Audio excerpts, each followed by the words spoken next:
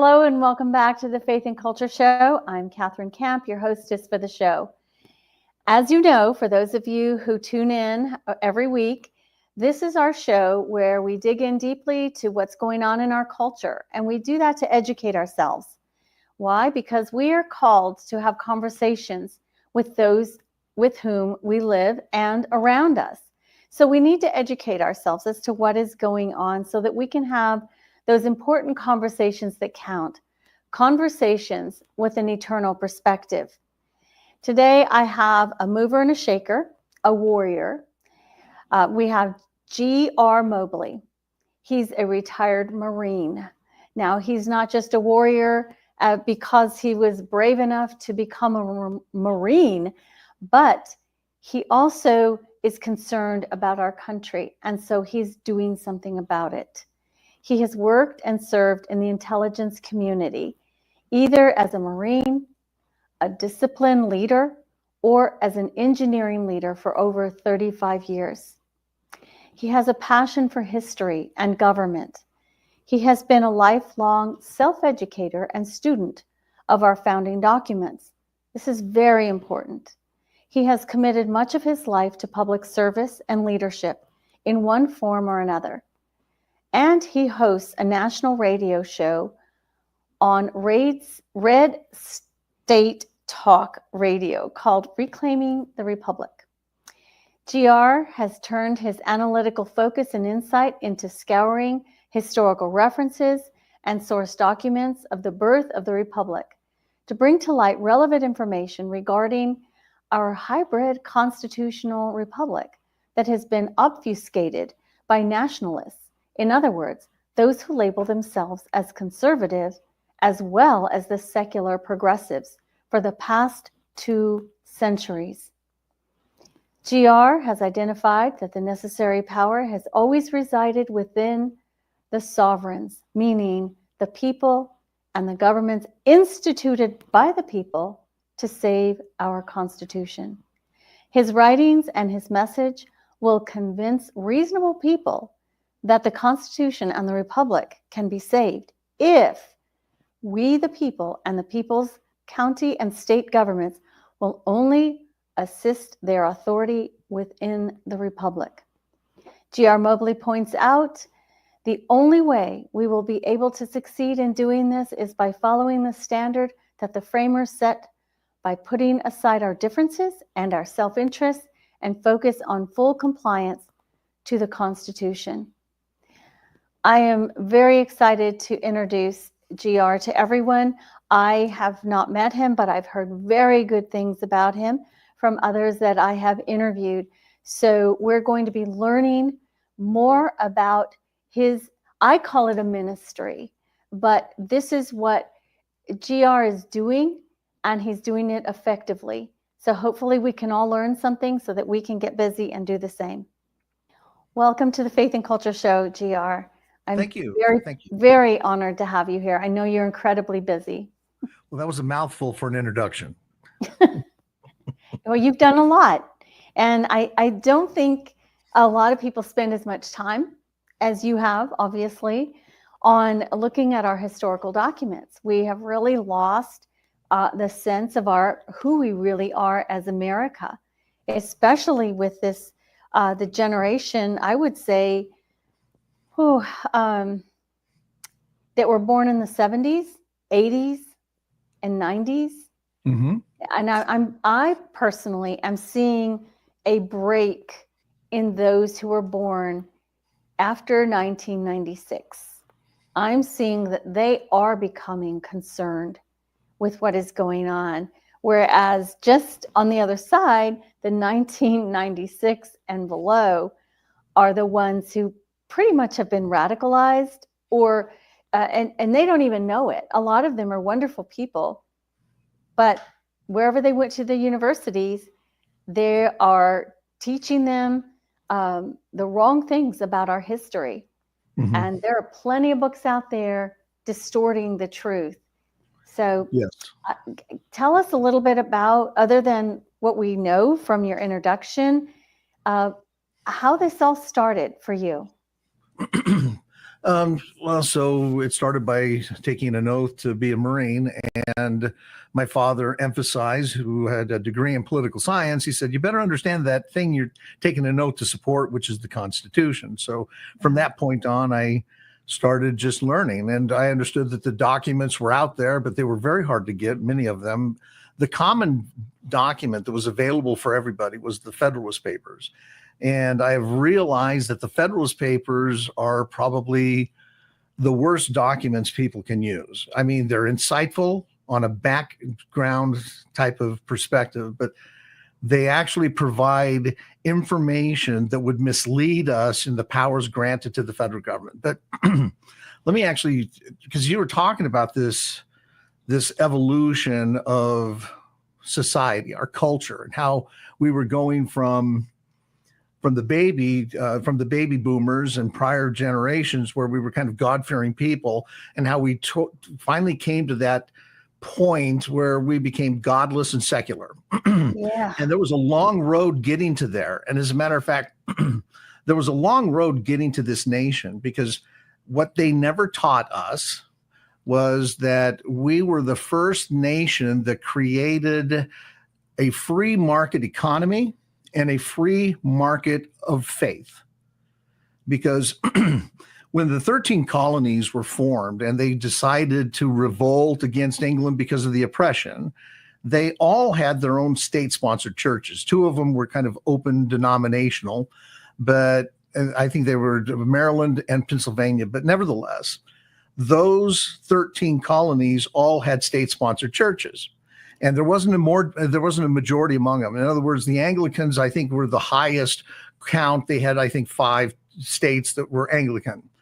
And so when they were forming this new nation under this federal government, they said, well, we don't want this federal government to have any say in establishing a religion, because it would oppress the other faiths. It would oppress the other states. And many of the states were very fearful. The small states were very fearful in joining the union, just due to the fact that they already felt like they were going to be destroyed or overran. And so as they moved forward, they literally created a system that allowed each of the states to have their own theocracies, because that's literally what they had. It wasn't a hardcore theocracy. They actually had a division, and they didn't use coronation for their leadership like Britain. See, England was a monarchical theocracy, and it still is to this day, which is why King Charles was just coronated by the Archbishop of Canterbury. And so they've maintained this monarchical theocracy, and they've created a supposedly Republican democratic government underneath them. But the king is still the king. And so as we look at America, there was all of these desires, because one of the big problems that most of the states had was the line in the Constitution that said you can't have religious tests. And they said, you know what, we got to get rid of that. We want to have good, God-fearing people in office. And Madison's point, because this was all about the federal government and a test for the federal government.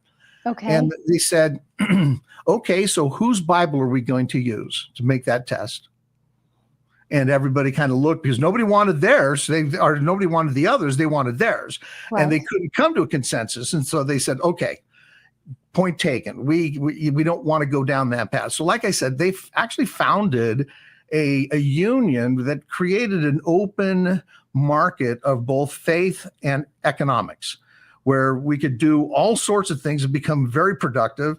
And so that was the course we set on. And it took a long time for us to kind of get ignorant on the Constitution. And by the time the 1900s came around, we had been infiltrated by communist movement called the Fabian Society. And they started educating and taking us through the education system, through this monkey trial, the Scopes trial of 1920. They started actually regulating, making laws that were violating the First Amendment. In other words, laws respecting religion. And they actually started demanding that the children be taught evolution and everything antithetical or contrary to Christianity. And eventually what we ended up getting was the federal government became, I would call it the Antichrist church, because almost everything they did was literally anti-Christian. Mm-hmm. So we've kind of moved forward. And as we've moved forward, the 90s, what you're speaking of, is when the truth started getting uncovered. Because when you started looking for the ratification debates of the Constitution, they weren't anywhere. I mean, you couldn't find them. And the only place you could find them was on the internet. And I didn't find them until the mid 90s because the internet was still immature. It was still in its infancy. And so it took a while for all of these things to actually get available so that we could start uncovering things. And as we started uncovering things, there were a lot of people that uncovered what I will call a red herrings. You know what a red herring is? Yes. Why don't you tell those who might not? Okay, so the red herrings are these, it's an argument or a position that will take you in a different direction, but it doesn't take you anywhere. In other words, it's not designed to actually solve the problem. If you're calling this, let's go create a convention of states, have a constitutional convention. And the point is that the Constitutional Convention can't solve our problems. And I don't want to step on anybody's feelings that feel they can. The reality is we have a government that has gone well beyond its constitutional layers and constitutional boundaries. And they've just violated the Constitution in so many different ways. And when we look at a constitutional convention, the Constitutional Convention is designed to amend the Constitution. It's not designed to force compliance. And as a matter of fact, as Madison said, when the federal government violated the Constitution severely, where him and Jefferson stood up and said, you can't do this, you've got to stop. This is in 1798. They didn't call for a convention. It wasn't about amending the Constitution. The point of amending the Constitution is there a problem? Is there a deficiency? Is the Constitution broke? And it's not. And as a matter of fact, he pointed out in 1798, he used the 10th Amendment and said, for all things not delegated to this federal government nor restricted by the states are reserved to the states and the people. In other words, when we look at the Department of Transportation, when we look at the Department of Health, Human Services, all of these different departments that they've created, none of them are within the enumerated powers. These have all been assumed. And as a matter of fact, the one thing that I like telling people, because there's so much history that people have not learned, and this is by design. But in 1817, James Madison was getting ready to retire. And as a matter of fact, I think it was in the end of 1816 when Congress came to him and said, hey, we'd like to create a bill to recognize your contribution to the Republic. One of the things that they felt was, trying to create a hallmark legislation. So at that point in time, he kind of explained to everybody that the one thing that America needed to really become an economic powerhouse, because if we grew economically, that means everybody would prosper. And so he said that we needed to be able to be more efficient in moving our commerce from the inside or the interior out to the international ports and back. So the better we flow commerce in and out, the more competitive we become. And this was actually in Adam Smith, the book of The Wealth of Nations. And so he pointed out that this is what we needed. So they went off and they created a bill called the Bonus Bill. And this bill would have empowered the federal government to make highway, waterway improvements so that they could improve the throughput, just like what he said. And Madison, in his last act on March 3rd, 1817, he vetoed that bill. And he said, these powers do not exist within this Constitution. You can't use the necessary and proper clause, the general defense and welfare clause, the supremacy clause, nor the commerce clause to justify us taking on this bill. So more importantly, what he basically said is we need to amend the Constitution, so go get the amendment. And then he stepped down. That was his last act. And then Congress being kind of put off. And as a matter of fact, they were so upset that when it came to giving James Madison a memorial, because look at Jefferson's memorial, look at Washington's memorial. I mean, these things are just, testaments to these great men. And Madison was the father of our he was the father of our Constitution. Do you know what the memorial for Madison is? Any idea? It's the Library of Congress. It's a little corner plaque on the Library of Congress. And so, I mean, it was basically a bad insult to basically take the father of our Constitution to give him that kind of minority type of presentation. But none of these men wanted to have these monuments in the first place. So as they went forward and Congress said, you know what, we're going to get this Department of Transportation. We're going to do this our way. So they went to Monroe in 1822 and Monroe vetoed it in kind. In other words, Monroe came back and they had 6 justifications for war, for commerce, all of these reasons why they had to improve these waterways and highways amongst the Republic, amongst the Union. And Monroe vetoed and says that those powers don't exist. And even with all 6 justifications combined, that power doesn't exist within that Constitution. You must amend it. And so Congress was, a little deflated again. And so they waited for the first Democratic president, Andrew Jackson. And so in 1830, they went to Andrew Jackson and they said, would you please, sign this bill so that we can do really good things in improving our highways and waterways? And he vetoed it, and he actually cited exactly what Madison said in his veto notes or his veto admonishment. He also cited what Monroe stated word for word, verbatim. This was a very long veto message. And he said, look, if the good people of America want us to be able to do these things, they will grant us the amendment. The reason I went into this long little story about this attempt by Congress to create not the Department of Transportation, just the footings. And so technically, the question we all have to ask ourselves is if they never authorized an amendment just to do the footings for improving highways and waterways, then where is the amendment for the Department of Transportation today? What happened in the Constitution that granted them this unabashed power to be able to assume all of these things?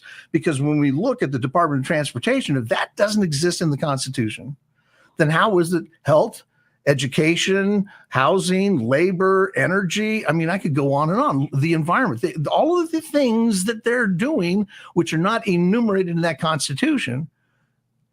And again, I'm just using the Department of Transportation as the perfect example. If you have to amend it to actually be able to perform that power, that responsibility, then where is the amendment for all the rest of these things as well? And we're paying for it, right? Out of our taxes. So what happens if, and I don't know if you've ever been a fiduciary person in a business or what have you, but maybe you're a secretary and you have access to the checkbook of the company and you start writing checks that actually go out to, build your home, that the company doesn't even know you're doing this, but you're spending all of this money of the company's money out on all of these things that they've never gave you the authorization. It's not something within their business model, and they could get in serious trouble with the government because they're spending on money that's that they're writing off supposedly, right, with their write-offs and their taxes and so forth. And the fact is that's fraud. You're charged with fraud and you're held accountable. When the government spends money on things they have no authority to do, and if they take a loan because they go, China, the world, please give us some money so we can go spend all of this money on these things we have no authority to do, then every loan that comes in, because they have the fiduciary responsibility to ensure that the government is spending it within their authorizations. Because if the government is spending it on fraud, they're actually contributing to the fraud. Therefore, this has been a big, huge, I'll just say it's I'll use the C word. It's a big conspiracy because the federal banks, or I should say not the federal banks, the world banks and the federal government are those who've been in power of making these decisions, have constantly allowed the misspending, and that debt clock is fraud. We don't owe a penny of that. By the standards of the law, we don't owe a penny of that debt.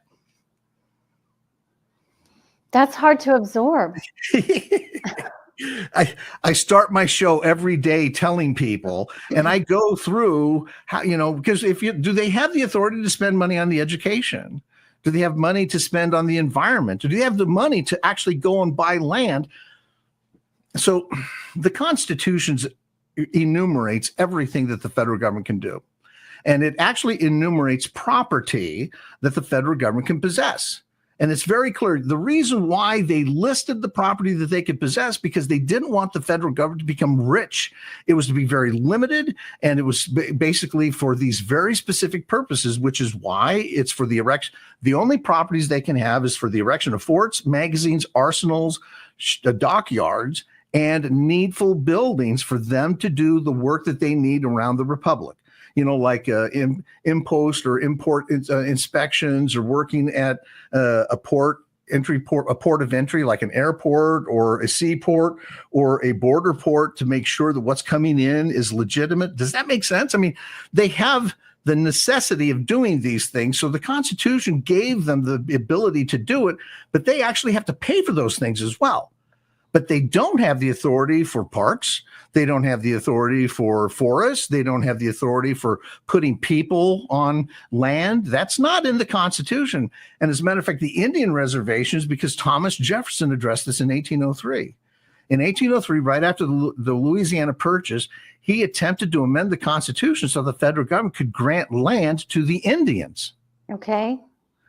They denied it. They didn't want to have anything to do with it. And so they basically assumed that they will just take on this authority and create reservations. And then as states were erected, they told those states that that's our land and we got to regulate that, but everything else is yours. And they don't have the authority to do that. Technically, everything within the borders of each state is state property. There's no way to split this. Either it's in the Constitution or it's not in the Constitution. And as the framers really kind of helped everybody understand, if you read their documents, they point out that the Constitution is a compact. It's like a power of attorney, that the states basically created a power of attorney. And in this power of attorney, as they got enough states to buy into it, that this Constitution was going to create a federal government, and that federal government would have these very specific powers, and that they would be formed with these very specific branches, an executive, a legislative, and a judiciary, and that they made sure by these checks and balances that they couldn't amass power. They were very, very jealous and very concerned and scared of a very powerful central government, which is why they didn't want it to possess land. If it could start taking your land, then it's all over. Yeah. And that's why. And that's what they're doing now.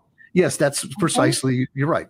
That's what we're seeing today. And most people, it's not only they've taken our land, they've assumed the authority that China can come and buy our land, when their responsibility is to protect the sovereignty of the union and the sovereignty of the states.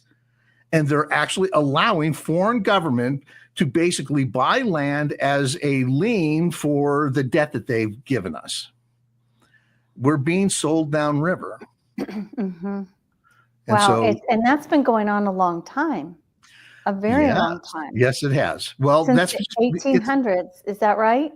Yes. And it's really because of the ignorance of the people. As a matter of fact, in 1821, there were a few men that started seeing the federal government doing things. John G. Jackson was one of them, and he was a personal friend of James Madison. And James Madison had retired by this point in time. And at this point in time, these guys were going, man, we do not recognize this federal government's actions. I mean, the federal government in 1820 assumed this authority to be able to inflict slavery upon states.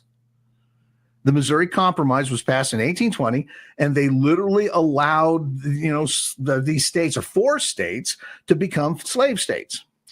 And so these guys were scratching their heads looking at some of the rulings that John Marshall was doing and these other things. They said, Mr. Madison, would you please surrender or give us a copy of your notes on the Constitutional Convention, because we need to understand what is constitutional, because we can't believe that these things are constitutional. And Madison's reply back was pretty simple. He said, it doesn't really matter what I thought during the Constitutional Convention, that Constitution to mean, and it didn't really matter what any of the other men in the convention thought that Constitution to mean. The only thing that matters is how the states understood it when it was being ratified. In other words, if I'm selling you a car, and this is, we're trying to work into an agreement of a contract where you're going to pay me money and walk off and drive off with a car. And so I'm selling you a car, and I stipulate during the negotiations that, Catherine, as long as you own this car, you can come onto my dealership and we will wash and wax that once a week for you. As long as you own that car, we'll do that for you. And you go, you know what? That's an offer I can't refuse. So you give me the money. We go into my office and you sign some agreements that you're going to get this thing registered. You're going to get insurance, the things that legally you're supposed to do that we have to have you sign. And then you come back the next week and you say, I'm ready for my wash and car wash or wax. And I go, we forgot to add that to the contract.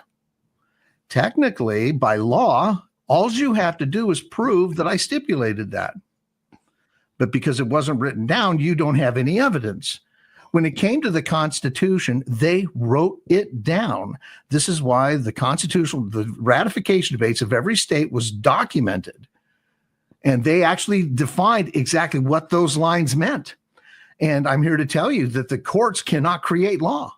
I'm here to tell you the courts cannot even interpret the law. If they don't understand the line in the Constitution or the matter at hand, they're actually to wave up their hands and go, we need clarification. We need to go to the parties so that the parties can tell us what that is.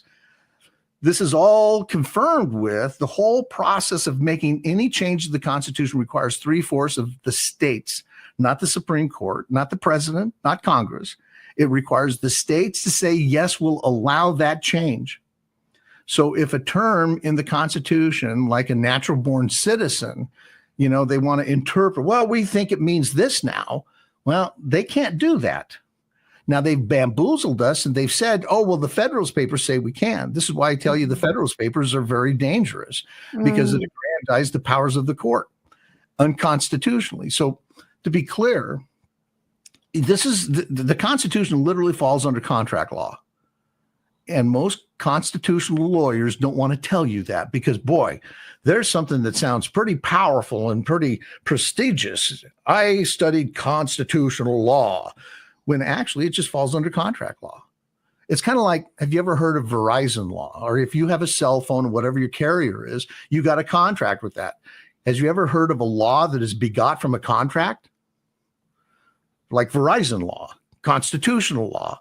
It's either in the Constitution or it's not in the Constitution. It's we've created this power of this thing called constitutional law, and it's not. The law has to be a derivative of the powers within the Constitution. It's actually more simple than anybody thinks, and they want you to believe it's very difficult. And so Wow. I'm not letting you speak, and this is your show, so forgive me. No, I'm fascinated because there's so much here. I mean, it seems to me, first of all, we need to get over the hump to get rid of some of these institutions that are like albatrosses across our necks. Yeah, there's a process for that. And so can you, I'm sure, I don't know how, but can you tell us that in a few minutes? Sure. So interestingly enough, as I tell people all the time, that the framers did not know what would happen to America when that Constitution was formed. They saw this and they basically saw it as almost perfect. Madison said, it's not perfect, but it's pretty doggone good. He thought that maybe the Constitution would wither away by the mid 1800s or something like that, when the new states and the plains started coming on board. But he actually didn't realize that this Constitution, I will tell you, and I will debate anybody on this. The Constitution was God's plan for global governance. And we can dive into that. But the point is, the only one that knew what this nation would face and what this nation would need in that Constitution was the guy, our creator, that man or this all omnipotent being that was inspiring these men to create this Constitution. He made sure every step of the way that we were given what we needed. And so as we moved along, because the Constitution was framed, and the problem with it at its point in time and why it wasn't perfect is because it was reliant upon the honor and integrity of men. And so when you called somebody out and said, hey, you violated your oath. I mean, in those days, you did that. And somebody said, well, I want to protect my honor. And I challenge you to a duel, because they actually went and fought duels. Alexander Hamilton died from a duel. Wow. That's the time and period where honor meant more to men than life itself. And so they couldn't imagine the evil that we would become or the evil society that would evolve into. And so, but somebody did, and that was the Lord. And so he knew what we needed. And so when we got to the point of the Civil War, the 14th Amendment became the keystone, or I should say it became the link that actually gave us the final pieces that we need to actually acquire full compliance to our Constitution and have more control over our government. Section 3 is the key. And Section 3 in the 14th Amendment basically states, and right now Section 3 is not being honored, it's not being enforced, and the law is being basically obviated by every state in the Union. They're trying to keep themselves from being held accountable. I mean, what child who's got full access to the cookie jar wants to be held accountable to that, their access to the cookie jar, and lose their cookie jar? I mean, they love their cookies. And so that's kind of the corruption of our government. They don't want to be held accountable. And so they've created a system that's honor amongst thieves because they don't hold each other accountable. So let me explain Section 3. Section 3 states that no person shall be, and then it identifies these different positions of public service from the federal Congress and the judiciary, as well as the state executive, judiciary, and representatives, and local leaders. And then it basically goes on and says, and while that person is under oath of office to support this Constitution and fails to support it or violates it, commits an insurrection against the Constitution, in other words, violation, then they are to be removed and banned. They don't say this because it just says no person shall be. In other words, if you violate your oath, you're done. When you read Section 3, this actually replaces the requirement for impeachment of everybody but the president. See, the impeachment process was galvanized in the Constitution. The impeachment process through the states and through the federal government at that point in time was controlled by the House. For each given house, they kind of controlled themselves. In other words, honor amongst thieves. But they actually put this into the laws, the supreme law of the land, that you cannot be in office if you fail to support the Constitution and or give aid and comfort. Now, I've actually put this, put the fire to the feet just recently because many states have started passing bills that allow a digital currency to be passed throughout the states so that people can start using a digital currency for their banking and so forth. Okay. Article 1, what's that? I said, okay. Okay, so Article 1, Section 10 of the Constitution forbids the states from making a law that will allow anything but gold and silver to be the tender for the payment of debt. What that means is the only legitimate currency in the states to be used for paying debt. I mean, it doesn't mean two people can't barter, trade a car for these tools or whatever. It doesn't mean you can't barter, but the state has to recognize the only currency for the payment of debt, loans, that type of thing, must be gold and silver.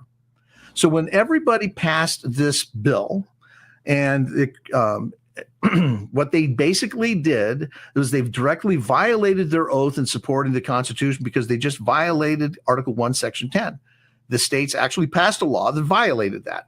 And so the people in those state houses that voted against it, well, supposedly they thought that they were supporting the Constitution. Well, no. Supporting the Constitution, as Madison laid out in 1798, is you must arrest, you must attack that evil that is those infractions on the Constitution. He says, we must oppose all infractions. So when these men and ladies in the state houses were passing these digital currency bills, and the Republicans, the conservatives, didn't do anything, they just sat on their hands and they just voted against it, they failed to fulfill their oath of office. Does that make sense? Yes. And you said, did you say Bitcoin or digital currency? Digital currency. Now, Bitcoin is another form of currency. It's a crypto digital currency. Doesn't matter. Even banking with paper is unconstitutional. So when Nixon took us off the gold standard and took away the commuting of silver and gold, then that was the final straw that removed us to a tied currency of precious metal and silver, gold, and so forth. And, anyway, long story short, the obligation for a person to fulfill their oath would be voting against it, speaking out. Anybody and everybody that votes for this will be violating their oath and will be demanding your removal from office because you directly violated the Constitution in doing so. They never said that. As a matter of fact, in Washington State where I live, this happened, and we're calling out the chair of the Washington State Party, who's a scoundrel because he didn't support the Constitution and he's in office. And this is almost the perfect, what do you want to call this, vortex, or this is like the little perfect storm where a Washington State or the state party chair is a legislator. How do they hold themselves accountable? How can the party hold if you're the same person? No man can be a judge of himself, as Madison said. We should never allow them to do that because they'll never hold themselves accountable. And we've seen that lately. Right. Go on, finish your thought because I have a question. Okay. So there is a process of holding them accountable, and it's called petitions. First Amendment petitions. If you read the First Amendment, Congress shall make no law abridging the right of the people to assemble and petition their government for the redress of grievances. Abridging means they can't, if you go up in front of your county commissioners and they only give you 2 minutes to petition them, then they've just violated your constitutional right of petitioning them because they've abridged it. They cannot make any law. And here's the other beautiful part of the 14th Amendment. The 14th Amendment states that no state can make or enforce any law that abridges the privileges and immunities of a U.S. citizen. So if a county creates that law and it abridges your First Amendment rights, then the state can't even enforce that. I mean, you actually have every right to stand there and say, arrest me. I will rather have you arrest me and actually put blood on your hands. Because bottom line, this has to go all the way up and drag all of these people. But here's the problem. The courts are colluding. We've got so much corruption that it is almost impossible to get these evil people to do what they're supposed to do. Almost. We have all sorts of... Go ahead. Okay. I'm sorry. Well, we've seen a lot of that in the last 4 years. A lot of it. Especially, I know I've heard of some cases out in Colorado, but out here on the East Coast, it's unbelievable. People have gone to city council meetings to try and redress their government who they've put there. Right. I would say get rid of all of those people. They should. The law demands it. Them. They turn off their microphones, and they have real grievances. Anything from how the illegal migrants are destroying everything and taking up, using our tax dollars for Medicaid and getting all the attention, not having to show ID anywhere, not having to, they're getting cars, they're getting business loans where tax-paying citizens can't get any of that. Right. So when we put up a grievance, when you go in front of your county commissioners, there is a big gap, a big difference between moaning and groaning and creating a constitutional argument. So when it comes to the invasion, the Constitution is very clear, and it actually defines what an invasion is. People coming in here that have, they have no authority to come in here. We actually have laws that say you must come to a port of entry, register with us, and actually state your intent. If you're just going to be a visitor, then you have so much time to be here. Bottom line, and this is the interesting thing, who has the control over immigration based on the Constitution? I would think that the people do. But the states. Most people think that the federal government controls and they create immigration policy. After the Civil War, even after the Civil War, this nation had never established an immigration policy. And so what they did do was they actually cleaned up the citizenship for Blacks and Indians, because all people born within the United States whose parents that birthed them were under the jurisdiction of the United States are now citizens. That's the very first clause of Section 1. This has been completely perverted into this anchor baby concept. And so Trump has kind of vetoed that, and he didn't veto it. He basically did an executive order and he went about it wrong. I had the good intentions, but he did it wrong.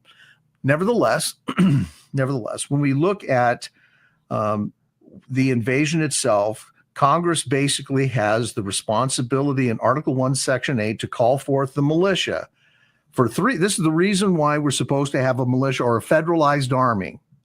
A federalized army's the three mission fold is to execute the laws of the Union, suppress insurrections, and to repel invasions. There is not a conversation, and it's not an immigration crisis, it's an invasion. Every person here that is trespassing, that came here outside of the law, is an invader. And that the invader, the amount of invaders today is about 50 million. And I'm not kidding. We have this mindset created by the CIA media that, they stir up all these emotions and let's feel sorry. Let me tell you something. No other country allows you to overstay your visa. Mm-hmm. Other countries, and I'm talking to my audiences so that they can share this with others who are misinformed mm-hmm. and still watching the propaganda media, mm-hmm. that, these people, every other country. In Australia, I sat and I chatted with mm-hmm. an equivalent. He was not a sheriff, but he was a detective. And he was on his way to go interview a rapist, right? A child molester, because they've been looking for him for a long time. Anyhow, I asked him about, if they had a lot of immigrant problems. And he said, we have some, and they come over in boats. But the prime minister at the time, I don't know when this was, the law was made, stood up and said, if you come here illegally, then you will be shipped back or sent back, and you will never have the opportunity to become a legal citizen in our country. If you want to come here, you come here the legal way. Right, so it's not like we're being big bad meanies. This is the only way to keep a control of mm-hmm. what's going on in our country and who is here.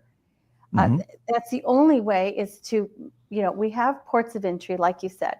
Anyhow, I just wanted to make that clear because we knew that this was going to happen, that there would be lots mm-hmm. of sob stories, and it's like they have broken the law. Right. So anyway.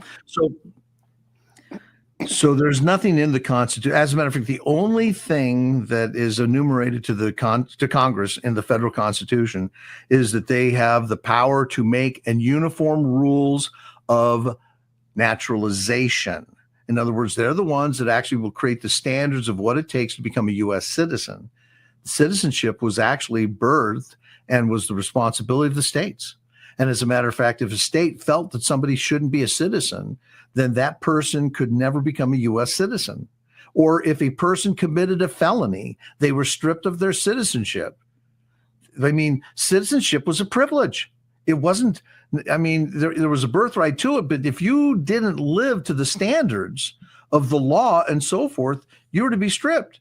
And now it's just like we want to give it away to our enemy. We might as well send ballots to China so that they can vote in our elections, because we just want everybody to have some say on what's going on here in America. And that is not based on the law.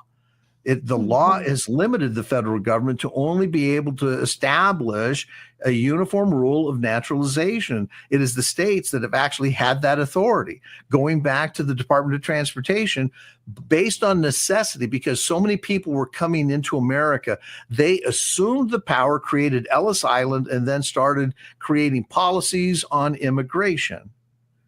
And when we gave them the ability, they weaponized it. Every time the federal government gets their hands on something, down the road, they weaponize it. And so bottom line, even though it may have been over the best intents, and I'll give you a good case in point, because this goes back to religion and history. In the mid 1800s, there was this real movement in America against the Mormons because of plural marriage. And so they asked the federal government to get involved to stop the plural marriage. And so they did that. Well, guess what? The people asked the federal government to be involved in setting standards for marriage, even though that's not in the Constitution. They went ahead and assumed it because the people wanted them to do it. And now they're dictating to us that men can marry men and women can marry women. See what happens when we actually give them something on a silver platter to do something we think would be good. Right. They use it against us. Yeah. We got to stop asking them to solve our problems. These problems need to be resolved at the lowest level as possible, because the higher level of government, the more power government can amass.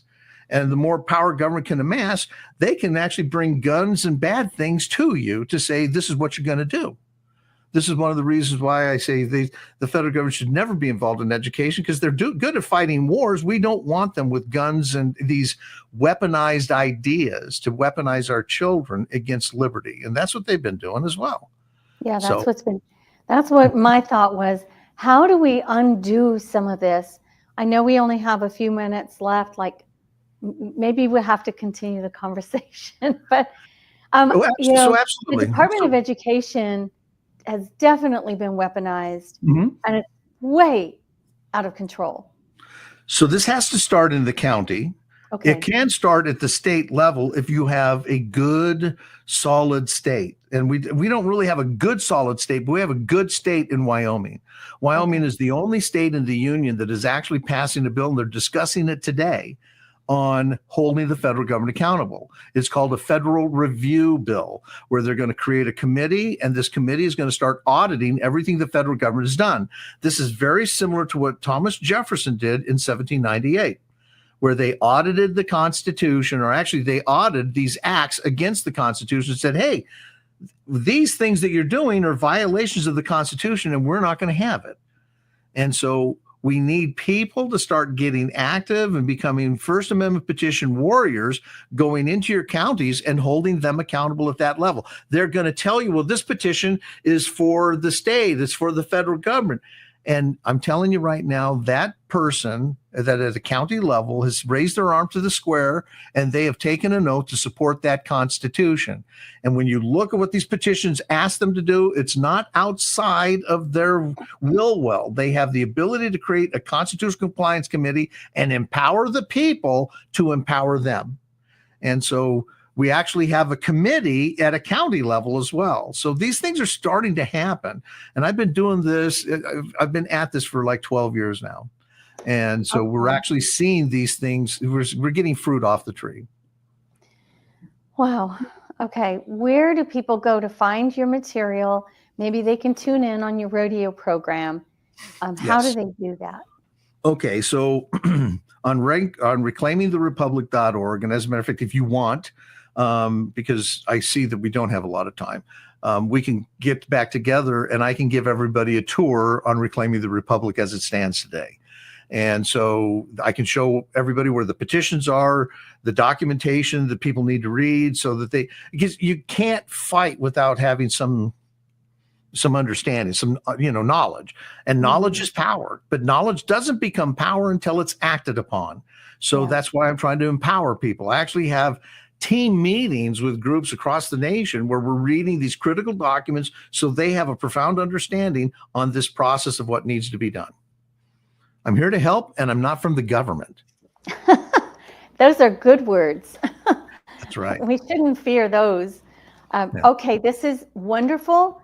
I love getting action-oriented items so that people can go out and do stuff. So yes, I would love to have a follow-up. I know you're busy. We'll find a time and we'll get down to the nitty-gritty. Now that we know the problems, and yes, the government has gotten way too big, so it's okay to chip away some of that excess fat, right? I am working with, so there's some groups on the East Coast and in New York and Virginia and so forth. So you're not alone, and there's some people that can help. But I will be happy to help you there. Awesome. Okay. Awesome. Well, I'm looking forward to it, and thank you for being here. And I just want to say God bless you for what you're doing. You're very knowledgeable, and that's what we need. We need active warriors, because we Thank you do so need much. to turn this ship back around, get back on the tracks that God had intended. And we're not forcing people to become Christians. It's just, Nope. trust me, the world works so much better when you recognize that there is a God. Period. Right. But it's so, again, as I started, this nation is a free market of faith and a free market of economies.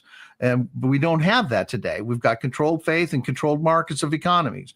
And so bottom line is everybody can understand that if the contract protects you from these things, then it's a contractual problem. It's not necessarily a faith problem. Right. And so everybody, hey, if I've got the right to be able to do these things, then you're violating my right. And that contract protects me from that. And so we need to use the Constitution, that compact, as our weapon. And that's how we do it. Yeah, okay. All right. Yes. And I want to learn more. Okay. Thank you, All right. GR, for being here. Thank you. Bye now.